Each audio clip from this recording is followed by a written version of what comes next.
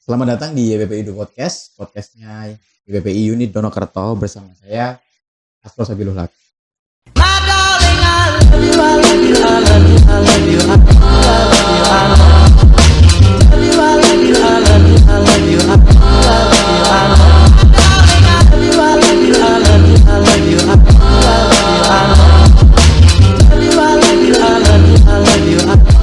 Nah, hari ini kita kedatangan tamu yang sangat spesial karena kan sebelumnya sudah ada tamu-tamu yang dari guru-guru sini gitu lah. Tapi kali ini tuh sangat spesial sekali karena kita kedatangan mungkin bisa dikenalkan sendiri, Miss Yani. Oke, senang sekali juga ya bisa diundang tuh program spesialnya Donokerto ini. Cuma acara ngobrol aja sih sebenarnya, bukan spesial juga gitu. Tetapi ini kan sepertinya bisa jadi berkat bagi siapapun yang mendengarnya ya. Oke, saya Yani, saya di Divisi Pendidikan YPPI NSA. Iya. Saya baru bergabung bulan September kemarin. Baru bulan September kemarin. Jadi freshly open ya.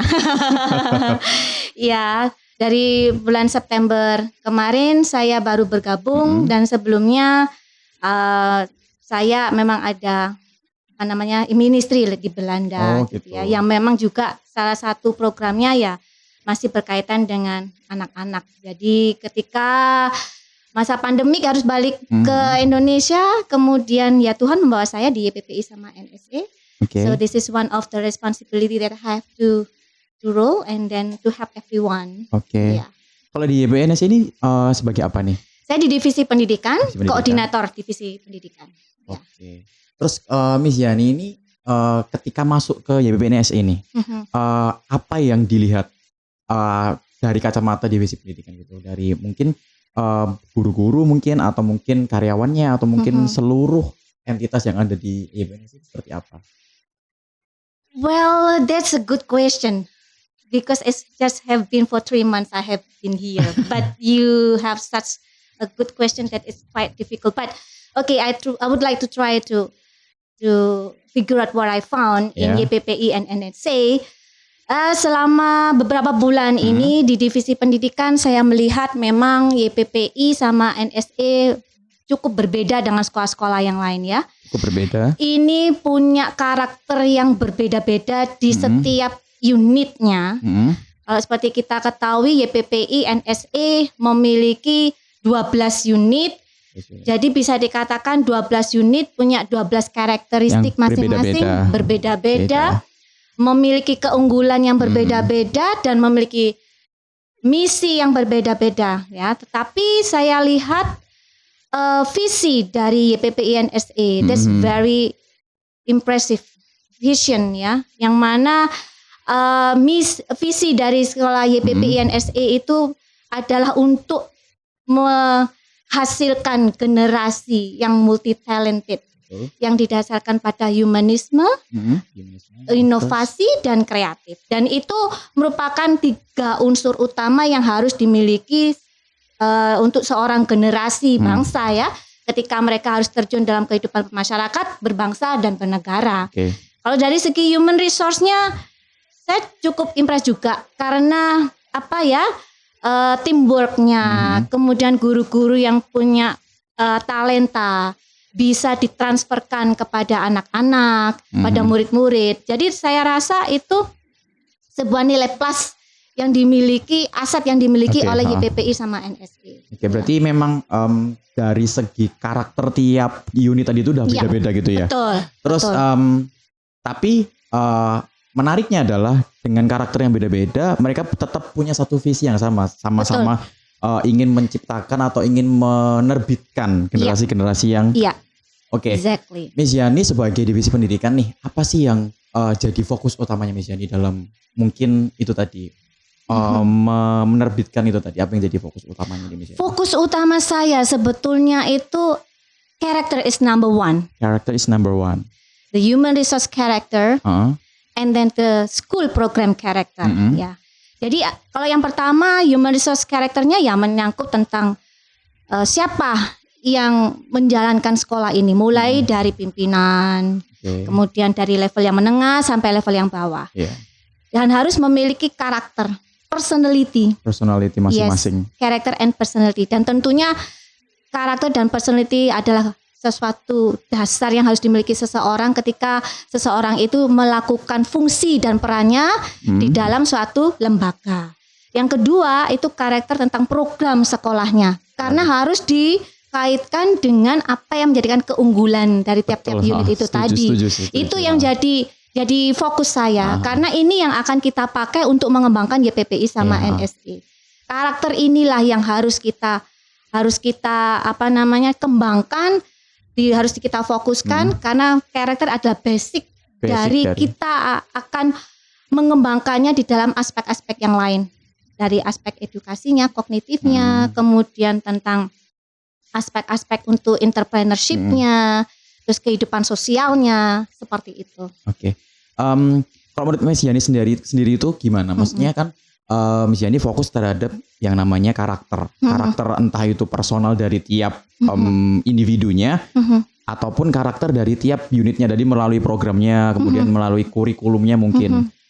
Kalau menurut Miss Yani, karakter sendiri itu apa sih, Miss? Maksudnya kan kita sering mendengar istilah karakter. Ya, karakter itu apa sih, Miss? Iya, sebetulnya karakter itu adalah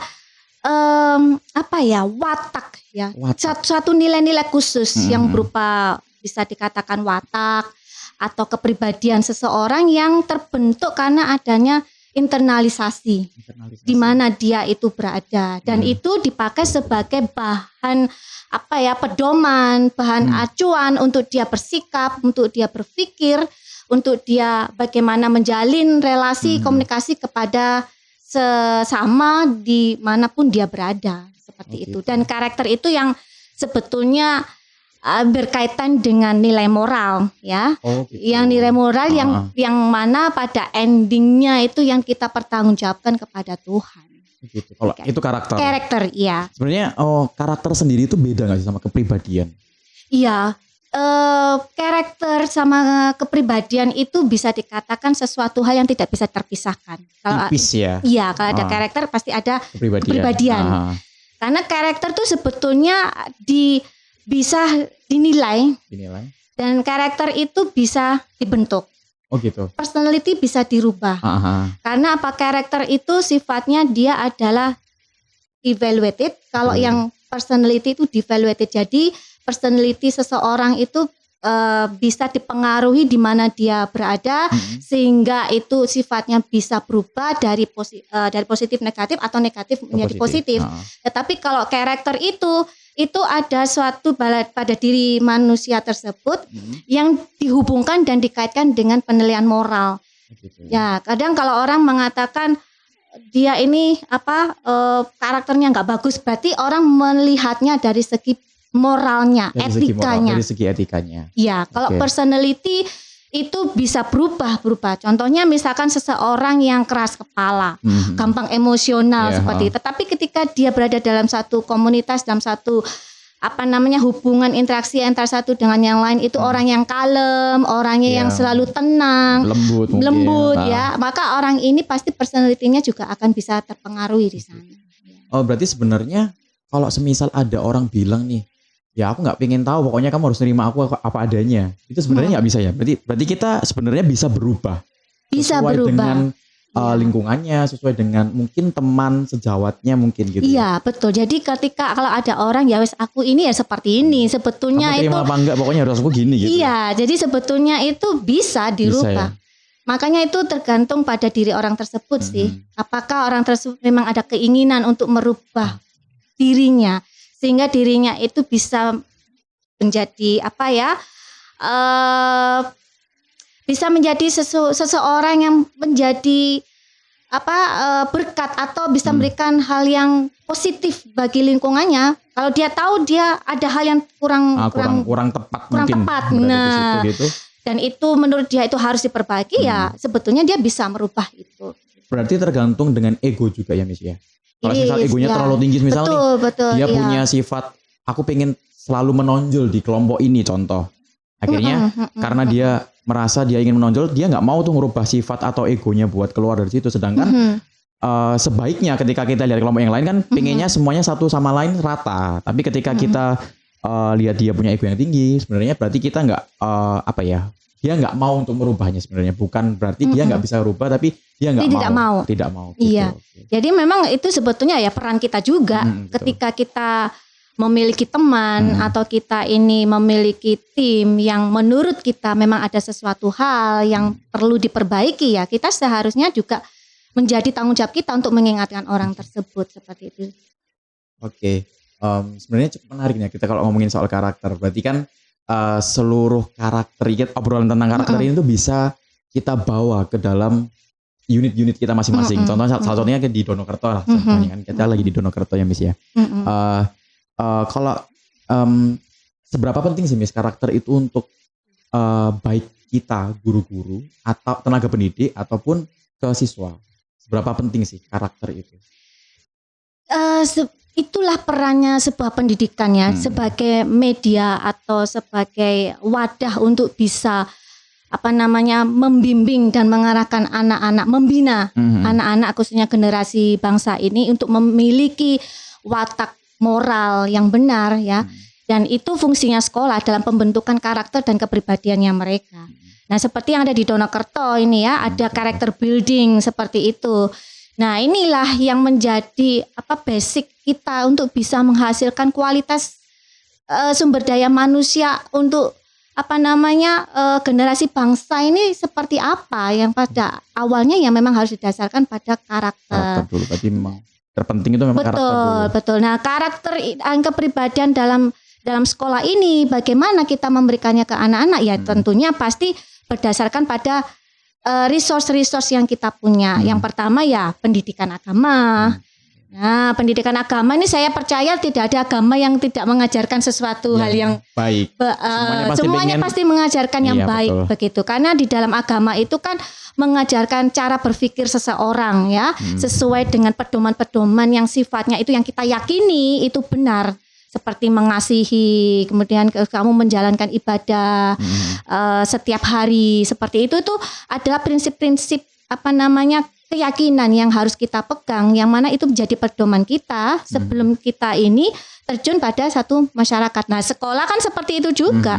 Dari mana kita bisa mengajarkan karakter ke anak-anak? Ya dari program sekolah, salah satunya adalah pendidikan agama. Nah, yang kedua ya pasti dikaitkan sebagai dasar negara.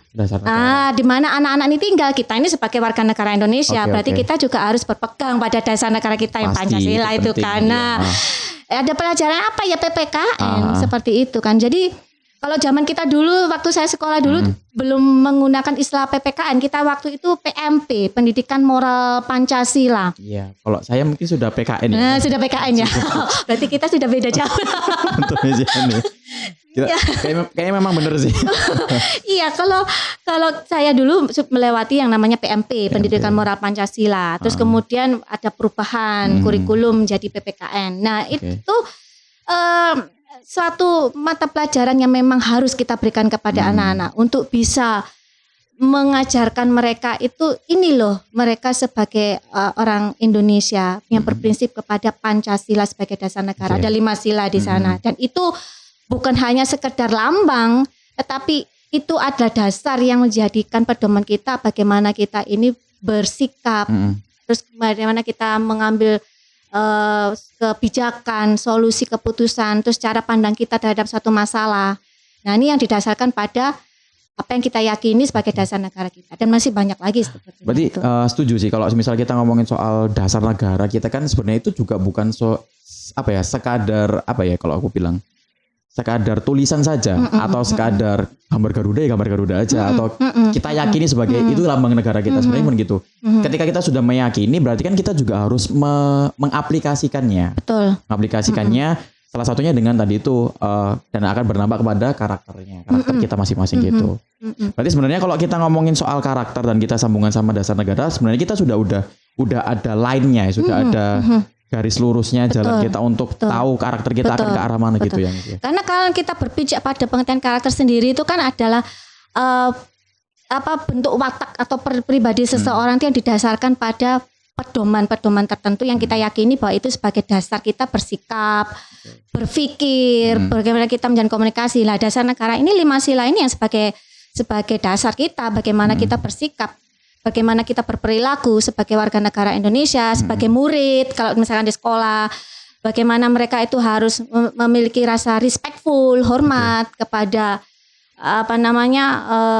bangsa Indonesia, terus bagaimana mereka menjalankan peran dan fungsinya sebagai murid. Harus ada tanggung jawab yang mereka lakukan, ya mengamalkan 5 sila tadi itu, hubungannya dia sama Tuhan, hubungannya dia sama sesama, bagaimana terus dia bersikap sebagai warga negara Indonesia, terus bagaimana dia dalam menyelesaikan segala suatu masalah yang diselesaikan dengan penuh musyawarah, tidak saling gontok-gontokan. Saya tuh kadang-kadang kalau lihat berita-berita di TV sampai ada pertikaian seperti itu ya, kan hanya adanya satu perbedaan pendapat itu sama sekali tidak mencerminkan betul. Pedoman kita gitu ya, Pancasila. Padahal kita di sini selalu menjunjung tinggi itu. Kita selalu bilang Pancasila pertama, tapi kan dalam penerapannya, dalam karakter kita sendiri kita menerapkan itu kayak nggak sesuai sama apa yang kita junjung. Ironis sekali. Nah, itu yang harus kita jaga supaya anak-anak didik kita itu jangan mengikuti apa yang ada di luar sana. Itu makanya fungsi sekolah guru khususnya ya. Dan saya percaya Donokerto itu sudah diperlengkapi dengan guru-guru yang memang memiliki karakter dan personality yang benar. Karena kan pasti akan terlihat dari buahnya. Buahnya dalam ini kan produknya, anak-anaknya akan seperti apa. Ketika dia melihat bagaimana sekolah ini mengajarkan mereka memiliki rasa nasionalisme yang tinggi, program-programnya Donokerto bagus-bagus ya, yang seperti GHL itu mengajarkan anak-anak bagaimana mereka menghargai alam itu lingkungan itu untuk hubungannya dia sama Tuhan, mengucap syukur atas semua kekayaan yang Tuhan berikan. Terus hubungannya dia dengan alam, dia harus menjaga, dia harus merawat. Hubungannya dia dengan manusia, bagaimana dia itu harus bersama-sama untuk menjaga apa yang sudah Tuhan percayakan untuk bangsa Indonesia. Terus masih banyak lagi ya, kemarin itu program-programnya untuk yang 10 November seperti itu. Nah ini ada contoh-contoh program yang memang harus tetap kita pertahankan, yang kita berikan kepada anak-anak supaya anak-anak itu ya punya pegangan yang kuat. Ketika mereka diarahkan, ketika mereka ini diajarkan pada suatu karakter dan kepribadian yang benar, saya percaya pasti anak-anak ini juga akan mengikutinya. Tapi ya kembali lagi nanti setelah itu di luaran sana dengan siapa mereka bergaul, mereka berteman. Media seperti apa yang sering mereka konsumsi ini juga pasti akan mempengaruhi kehidupannya mereka. Berarti kalau kita ngomongin seberapa penting tadi itu, terus perannya sebuah karakter terhadap siswa dan guru itu berarti ke arah apa nih, Miss? Maksudnya kayak karakter itu sebenarnya berpengaruh ke apa sih daripada baik itu guru maupun itu siswa? Pastinya itu akan mengarah bagaimana dia dalam menciptakan sesuatu, tentunya hubungan dia dengan masyarakat ya. Dan terus akhirnya akan terbentuk pola pikir. Pola pikir yang benar. Pola pikir yang penuh hikmat, bijaksana seperti itu ya. Jadi ketika dia akan mengemban tugas untuk meneruskan pembangunan bangsa ini, saya pasti anak-anak ini juga akan melakukannya itu dengan penuh tanggung jawab. Dan juga dilakukan itu dengan mental yang kuat, dengan moral yang benar seperti itu. Gak ada korupsi, seperti itu contohnya ya. Terus kemudian tidak memanfaatkan posisi atau jabatan untuk kepentingan pribadi. Itu adalah sesuatu hal dari hasil pendidikan karakter itu sebetulnya. Jadi pendidikan karakter itulah yang akan membentuk siapa anak itu akan menjadi di kemudian harinya. Seperti itu. Berarti seberapa bergunanya dari produk-produk anak-anak ini untuk keluar ke masyarakat gitu ya, Miss? Karakter itu berhubungannya dengan itu. Betul. Ya. Sebenarnya ada satu hal menarik, Miss. Jadi aku punya pengalaman gitu, Miss. Ketika kuliah, ini kan sama-sama pada masa pendidikan ya. Ketika masih kuliah itu ada satu pertanyaan itu yang sulit banget dijawab untuk seluruh anak kuliahan. Ketika ditanya, kalian ini kuliah mau ngapain? Itu jadi kan ceritanya kita lagi kayak nongkrong gitu, Miss. Terus ada kakak tingkat gitu tanya kayak gitu. Kalian tuh kuliah mau ngapain? Itu dari jam 8 malam sampai tengah malam itu gak ada yang bisa jawab, Miss. Ketika ada yang jawab, ya aku kuliah mau cari ilmu, Mas. Terus ditanya sama masnya. Terus apa yang masih ingat dari materi-materinya? Gak ada yang ingat. Berarti kamu gagal sebagai orang kuliah ketika kamu cari ilmu. Terus mikir lagi lama. Akhirnya sampai ada salah satu temen itu yang bikin tulisannya itu jadikan sebagai wallpaper handphone. Jadi kuliah itu mau ngapain gitu kan. Apa yang aku cari. Terus akhirnya berlarut-larut ketika kita sudah mulai semester tua, jawaban itu ketemu Miss. Sama halnya seperti yang disampaikan sama Miss Yani tadi. Makanya aku setuju dengan apa yang disampaikan Miss Yani kan. Jadi jawabannya adalah kita kuliah itu sebenarnya bukan sekadar cuma cari ilmu, tapi kita tuh belajar buat gimana diri kita itu bisa berguna, bisa bermanfaat untuk lingkungan sekitar kita. Dengan apa? Pastinya dengan karakter-karakter kita. Jadi kita kuliah itu bagaimana kita cara merubah pola pikir kita, bagaimana cara kita problem solving terhadap suatu masalah, bagaimana kita menyikapi sebuah masalah, bagaimana kita menyikapi pendapat seseorang, itu semuanya berhubungan dengan kita sekarang gitu. Betul. Dan itu jawaban itu baru ketemu waktu semester-semester akhir. Iya, karena memang apalagi kalau zaman sekarang ya, banyak sekali influence di luar sana itu kadang-kadang yang memang ada yang memang pas dengan apa yang kita yakini itu tuh baik, itu benar ya, termasuk dengan pedoman-pedoman yang tadi itu yang saya sampaikan. Karakter itu sebetulnya didasarkan pada satu pedoman gitu. Yang mana dikaitkan dengan penilaian moral. Nah, ketika anak-anak ini atau mungkin kita aja ya, sering kali mengkonsumsi, misalkan suka nonton hal-hal yang sifatnya kekerasan atau film-film atau apa ya, media-media yang sifatnya itu menurut kita ini tidak benar begitu ya, apa yang kita yakini itu tidak benar. Itu kalau kita punya filternya di sana, kita tahu pedoman yang kita punya itu tadi mengajarkan kita adalah karakter yang baik, itu pasti kita tidak akan mengikuti apa yang terjadi di luar sana. Kita bisa tidak akan mengikuti arusnya gitu. Betul. Nah, ini yang jadi concern kita sebetulnya. Kita harus hati-hati sebagai seorang yang, kalau saya katakan orang tua ya, kita enggak tua ya. Maksudnya sebagai orang senior mungkin orang ya. Yang mungkin cara pola pikirnya sudah dewasa, atau sudah punya pengalaman yang banyak. Nah, gitu. Itu yang harus kita harus kita jaga. Maksudnya kita ini bekerja sama untuk bisa menggiring anak-anak muda ini kepada satu track yang benar, kepribadian dan karakter yang benar menurut agama, menurut masyarakat, menurut budaya Indonesia, atau menurut ya pedoman dengan dasar negara kita. Ini yang harus kita turunkan kepada anak-anak, karena kita nggak bisa melarang mereka untuk memiliki relationship atau friendship dengan perbedaan budaya, perbedaan culture, itu enggak bisa. Karena kalau sudah masuk ke era globalisasi tidak bisa kita itu membuat benteng yang besar buat anak-anak untuk bisa masuk ke arah sana, tidak bisa. Tetapi yang bisa kita berikan itu bagaimana memperkuat karakternya anak-anak sebagai filter itu tadi ya Miss. Betul. Kalau tidak, seperti yang Mister tadi katakan, akan mudah terbawa arus. Yang contohnya ya, pas waktu saya di Jakarta, masih ingat dulu kan di Jakarta banyak sekali yang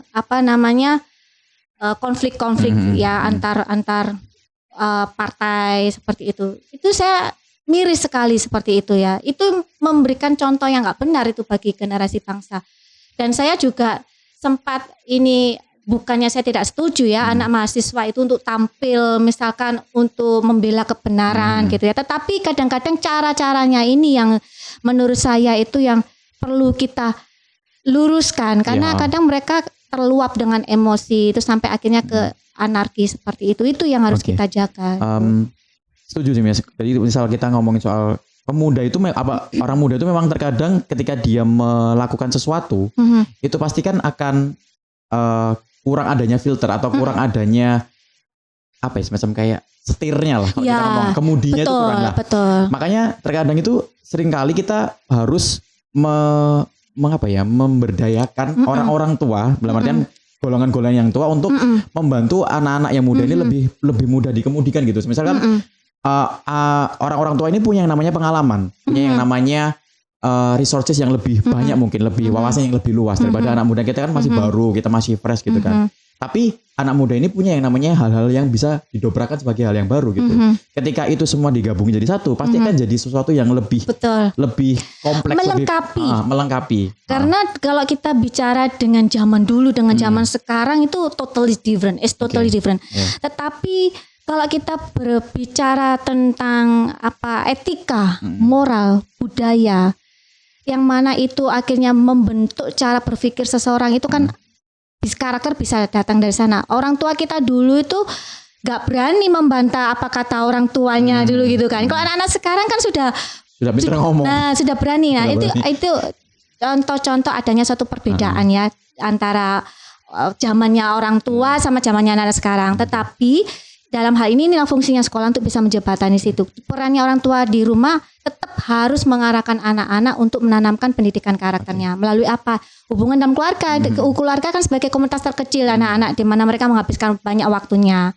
Ada ibadah bersama, apapun agamanya. Itu kan juga mengajari anak-anak bahwa dia sebagai umat ya, manusia yang diciptakan Tuhan harus menjalin hubungan yang intim dengan Tuhan melalui ibadah seperti itu. Terus mengajari tentang values, nilai-nilai moral, etika.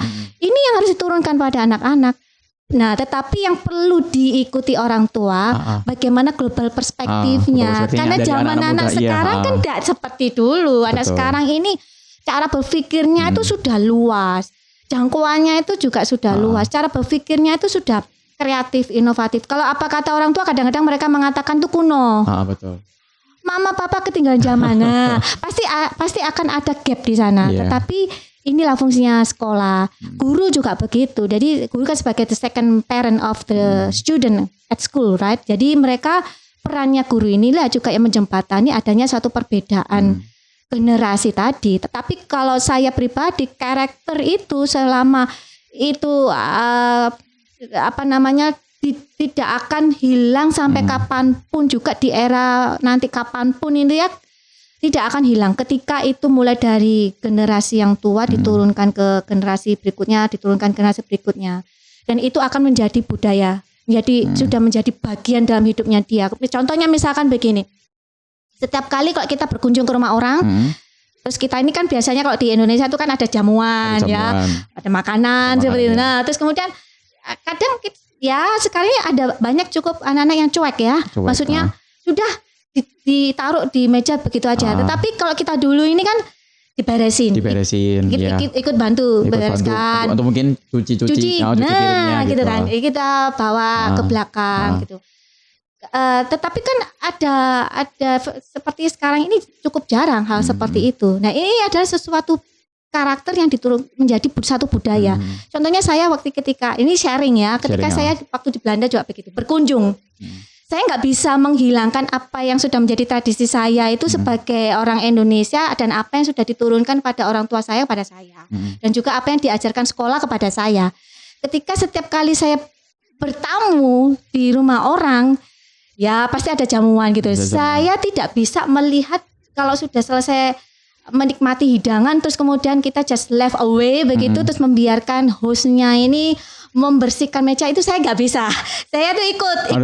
Iya, itu sudah refleks ya, sesuatu hal yang memang harus saya lakukan untuk itu. Tetapi ini memberikan penilaian yang membuat mereka tuh amazed juga. Oh, mereka amazed dengan apa yang dilakukan sama Iya, karena mereka, loh kok kamu ikut ini seperti itu ya. Kemudian ya saya jelaskan bahwa di dalam tradisi kami, di dalam di mana saya ini dididik orang tua, ya ini yang harus saya lakukan. Artinya apa? Kita ini kalaupun bertamu bukan menjadi seseorang yang menjadikan beban buat rumah tuan rumahnya begitu. Terus ya salah satu hal yang menunjukkan kita etika itu ya apa ya, kalau orang Jawa bilang gak sopan ini makan tok kayak gitu ya. Tetapi mari mangan mulai. Nah, mari mangan mulai itu kan ya. Tetapi ini kan enggak, kita melakukan sesuatu yang memang kita ini setelah makan kita harus membereskan dan siapapun kita diundang ya. Selama itu bukan suatu perjamuan yang sifatnya party ya, tetapi it is just like a private dinner atau private lunch di rumah keluarganya, itu yang bisa kita lakukan. Cukup banyak sih waktu di Belanda mereka ya surprise begitu. Oh, ternyata seperti ini ya, budayanya seperti ini. Ada etika-etika yang menurut mereka juga belajar dari Indonesia seperti itu. Sebenarnya kalau dari segi sopan santunnya, kalau kita misal benar-benar mengikuti tradisi, pasti akan sangat indah sekali ketika kita bawa itu keluar ya. Maksudnya kan di sana tuh beda sama kita budayanya. Ketika mereka pun amazed dengan kita membantu ketika kita cuci piring atau membersihkan. hasil jamuannya betul, gitu Miss ya. Betul. Nah itu kan yang juga harus dimiliki oleh anak-anak ya. Karena apa? Anak-anak sekarang ini justru punya opportunity yang jauh lebih besar dari zaman kita dulu. Mereka mau ke ujung dunia manapun mereka bisa. Dari mana? Dari media, teknologi.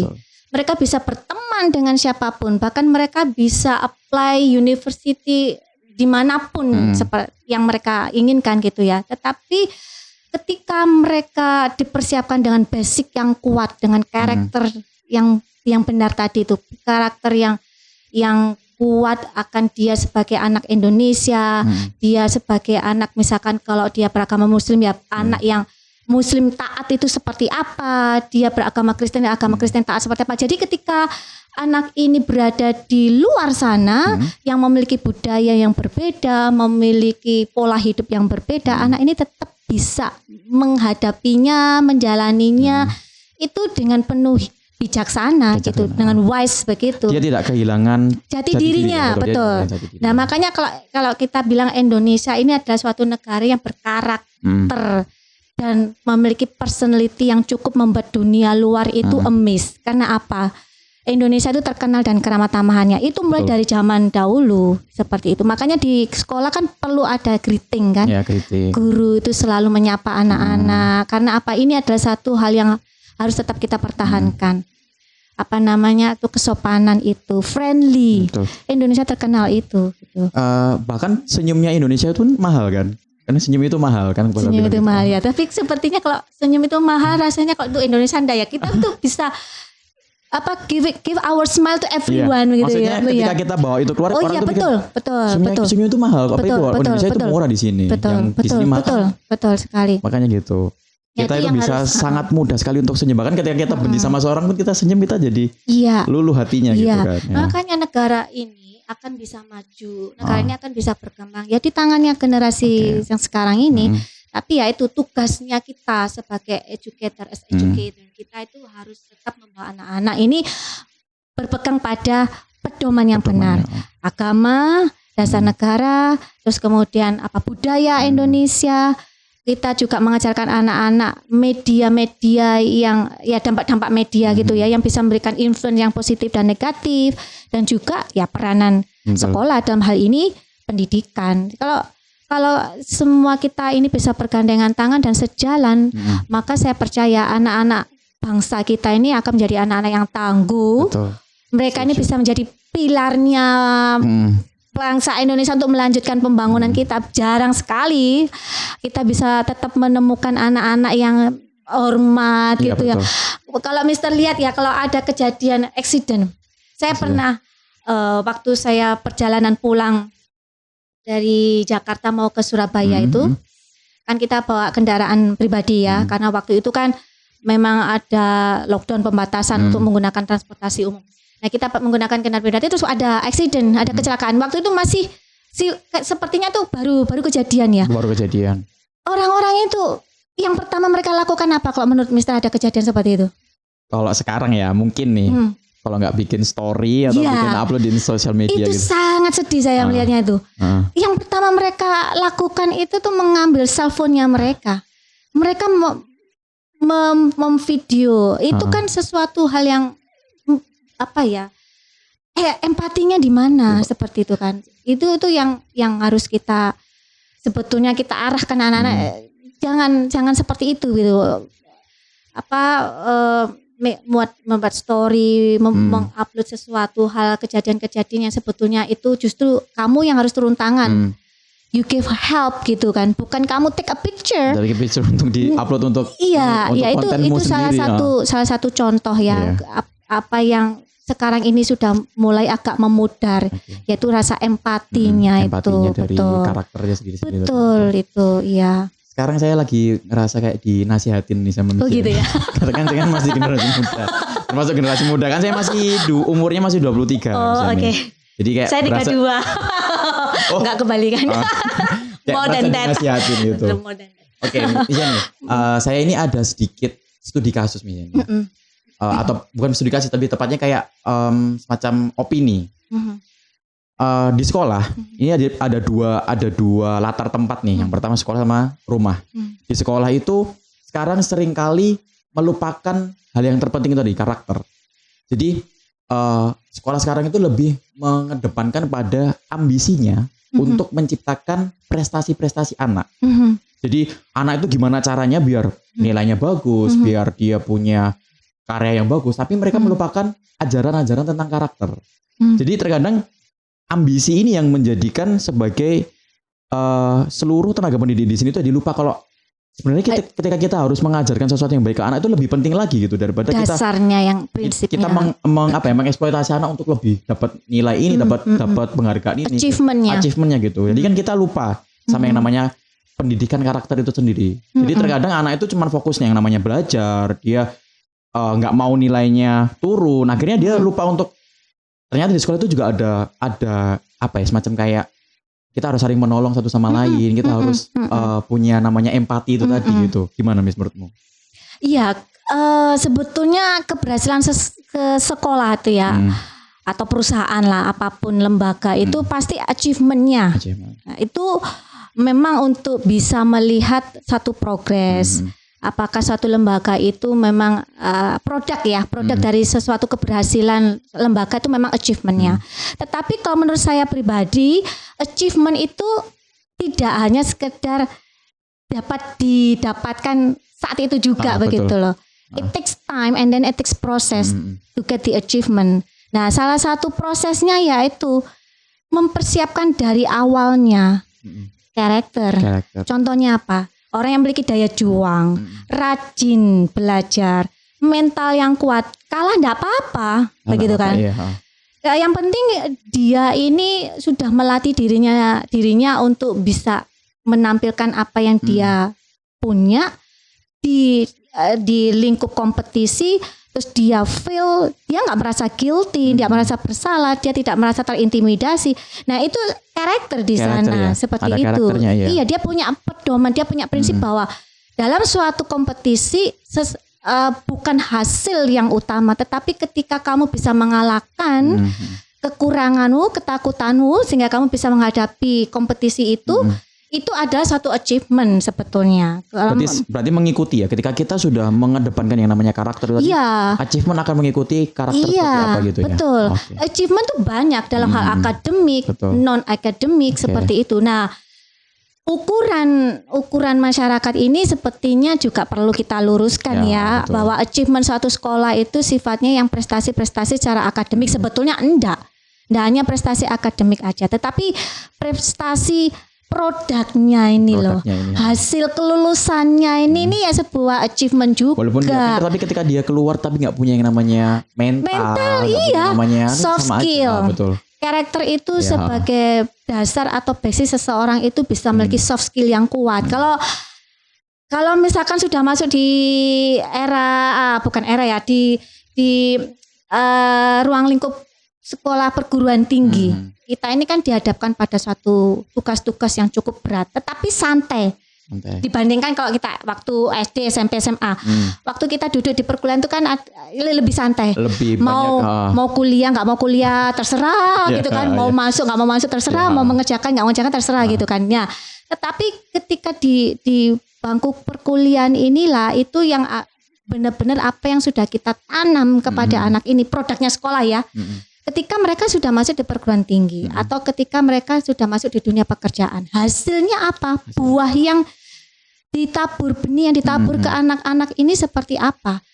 Dia bisa menjadi seorang politikus yang hebat misalkan ya, tetapi membantu masyarakat, tidak mengenal adanya korupsi. Itu adalah benih yang sudah ditabur oleh sekolah. Itu achievement. Nah, kalau kita achievement, we cannot decide it, we will get it tomorrow, next week, next month, tidak bisa. It takes a process begitu. Nah, kalau namanya suatu achievement kadang-kadang membutuhkan ya waktu bertahun-tahun juga. Tetapi ya itu tadi sebetulnya manusia nih yang masyarakat perlu dirubah mindsetnya bahwa achievement itu tidak hanya sifatnya yang kognitif atau akademik, ranking 1, ranking 2, ranking 3 atau kalau ikut kompetisi juara 1, juara 2, juara 3, bukan seperti itu. Tetapi achievementnya ini bagaimana anak saya mulai dari tidak bisa menjadi bisa. Anak saya tidak mampu melakukan ini bisa mampu melakukan ini, itu sebetulnya sudah achievement itu. Berarti kan kalau kita ngomongin seperti itu kalau kita belajar, kita mau dapat nilai bagus pun kita bisa belajar kapanpun. Saat itu kita bisa belajar. Tapi ketika kita mau bisa paham dengan pelajarannya, kita butuh namanya itu tadi kayak perilaku yang rajinnya, perilaku entah dia nanti ketika mengerjakan dia bisa bermain logika ketika menemukan soalnya. Jadi kan sebenarnya kalau kita ngomongin pinter dan tidak pinter itu sebenarnya nggak apa ya, terkadang itu bisa dibentuk dengan cepat. Itu bisa dikatakan relatif ya. Kalau kognitif itu relatif. Misalkan kita sekolah nilainya kita itu selalu mendapatkan 100. Tapi ketika kita berada di sekolah yang lain belum tentu kita selalu mendapatkan nilai 100. So it is relatif gitu kan ya. Tetapi kalau sifatnya bukan relatif ya itu tadi karakter itu. Berarti karakter memang harus dibentuk dengan waktu yang sangat lama. Karena karakter itu sebagai pondasi ya untuk seseorang, bagaimana dia itu bisa meng-create, bisa membuat dirinya dia itu akan menjadi seperti apa, terus memiliki soft skill yang memang dibutuhkan di zaman sekarang ini, soft skill kan. Jadi orang itu bertalenta, memiliki skill, memiliki daya juang, mental yang kuat, confidence, itu kan termasuk ranah-ranah soft skill. Betul, ranah-ranah soft skill. Nah, itu kan semuanya basicnya dari karakter itu. Oke, Miss Yani, berarti kan sudah di latar sekolah nih. Sekolah tadi. Sekarang kita juga ngomongin untuk orang tuanya. Ya. Orang tua sekarang itu juga gitu. Sekarang orang tua itu tidak mengedepankan anak ini biar punya sopan santun, biar punya yang namanya kepribadian yang bagus. Sekarang tuh orang tua lebih fokus pada gimana aku bisa membuat anakku ini punya prestasi dan aku bisa bangga. Jadi aku bisa dilihat orang, oh ibu ini berhasil buat anaknya berhasil. Jadi dia lebih ke dirinya lagi, bukan ke fokus ke kepribadian anak. Itu gimana, Miss? Mungkin ada sedikit ini. Iya. So that's why sekolah itu perlu juga adanya parents education itu tadi.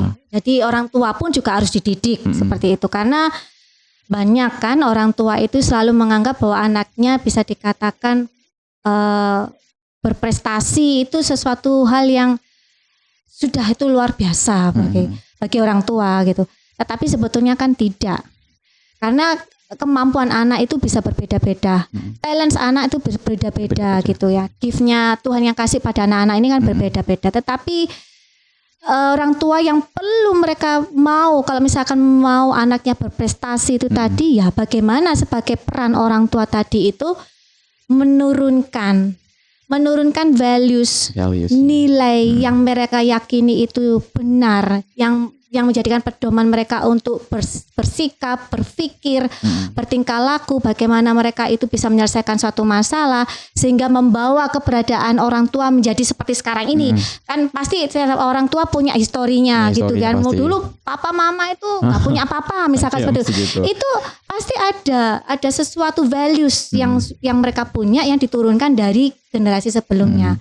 Itu yang membentuk pola pikir, membentuk watak mereka, membentuk personality mereka, dan itulah yang karakter ya. Nah itu orang tua ini jangan lupa, itu yang utama dulu. Anak pandai, anak pintar, cerdas, tetapi ketika mereka memiliki karakter yang baik, mereka tidak akan menghasilkan buah yang baik. Contohnya misalkan dia ini cerdas, dia ini pintar otak-atik program gitu ya, sampai mungkin bisa menjadi hacker terkenal. Dulu kan pernah ada hacker dari negara mana yang bisa bobol aksesnya salah satu negara. Itu kan Tuhan kasih dia itu talenta yang mungkin tidak dipunyai orang lain gitu ya. Pandai, bisa dikatakan pasti cerdas. Kita bisa lihat berarti anak ini nih IQ-nya bisa tinggi seperti itu. Tetapi lihat caranya dia menggunakannya kepada hal yang mungkin kurang tepat. Betul. Itu dari mana? Yaitu dari bagaimana peran orang tua untuk membimbing, membina, mengarahkan, membentuk anak ini memiliki karakter yang baik tadi. Yaitu karakter akan mempengaruhi hasil orang itu dan akan mempengaruhi orang itu akan menjadi seperti apa. Itu. Sebenarnya setuju sih, Miss. Jadi bahkan tadi saya punya opini ketika lihat orang tua sekarang tuh lebih fokus pada pencapaiannya gitu, pencapaian anaknya biar dia bisa bangga-banggakan ke teman-teman arisannya mungkin atau teman-teman kayak kakaknya seperti itu. Jadi kadang kita tuh orang tua tuh lupa kalau anak itu juga perlu untuk diajarkan hal-hal yang baik gitu. Bahkan pengalaman sendiri kan kayak saya ini kan kurang kayak namanya dikasih tahu nih unggah-ungguhnya ketika keluar di mana. Jadi ketika saya sudah dewasa ini kan belajar sendiri nih. Jadi belajar sendiri kita ketemu teman yang baru, saya nggak tahu harus punya sifat yang seperti apa, menyikapi seperti apa ke teman-teman ini. Jadi akhirnya adanya semacam kayak apa ya Kak, semacam kesenjangan lah antara satu temannya dalam konteks sikap itu. Ada perbedaan itu. Itu kan juga terjadi di sekolah kan.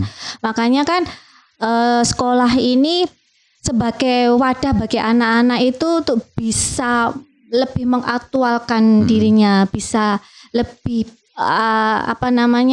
belajar menyerap apa influence atau informasi-informasi yang mereka dapat di lingkungan sekolah berkaitan dengan perannya dia, fungsinya dia. Karena di sekolah itu kan kompleks ya, di mana anak-anak tuh belajar tentang struktur.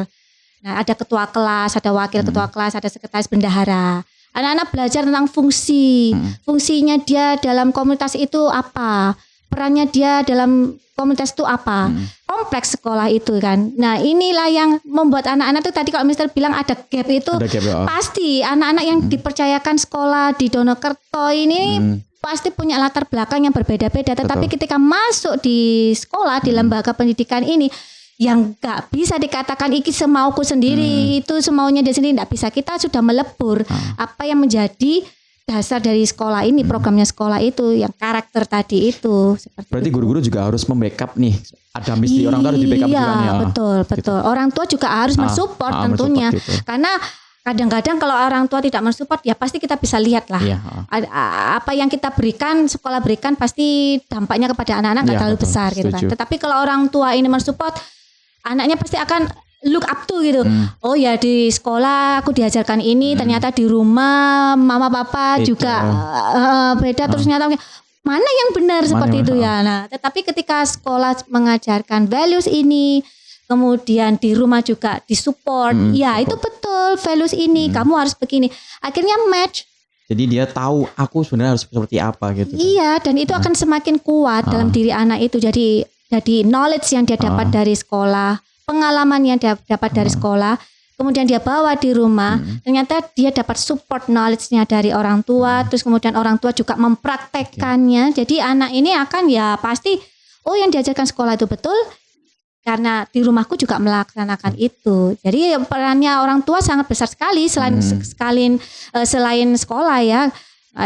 Ya orang tua di rumah, kalau guru ya sebagai second parent-nya anak-anak ya pasti di sekolah. Iya, nggak bisa dipisahkan itu Mister. Iya. Apalagi kan kalau sekarang kan kita lihat karena anak-anak sudah terlalu jenuh di rumah kan lebih senang di sekolah gitu, nggak mau pulang. Iya, apalagi ini pelajaran online ya. Wah ini itu ya juga harus kita itu karakter harus di sana, kejujuran kan. Iya betul. Nah jadi ketika dia diajarkan pada satu pemahaman moral di agama, tidak boleh nyontek, berbuat curang. Itu yang diimplementasikan ya ketika di realnya mereka.